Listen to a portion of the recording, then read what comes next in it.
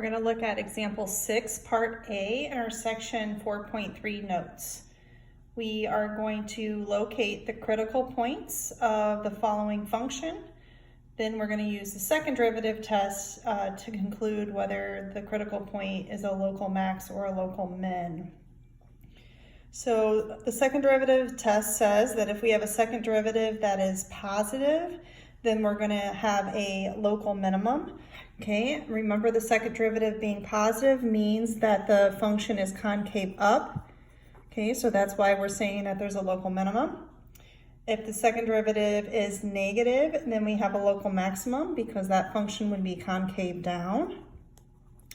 And if we get the second derivative equal to 0, then we can't conclude anything about the function.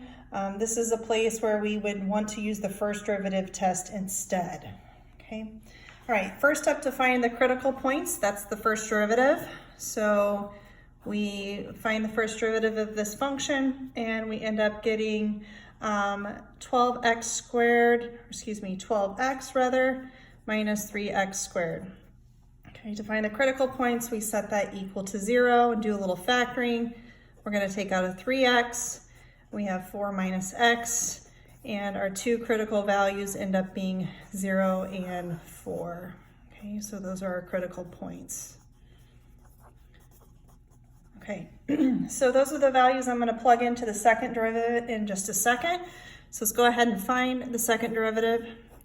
That ends up being 12 minus 6x. So we'll first evaluate it for the critical point of 0. So plugging that in, we're just going to get 12. So that's a positive number. So meaning that we have concave up. So 0 is going to be a local minimum.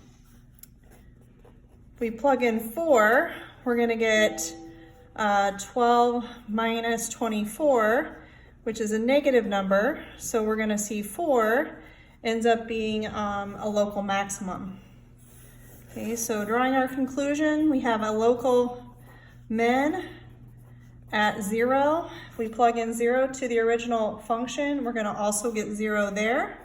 Okay, and this of course is for f. And then f has a local max at negative 12, or excuse me, at 4 rather. And if we plug in 4 into our function, okay, we take 6 times 4 squared minus 4 cubed, that ends up working out to be 32. Okay, and that completes example 6, part A.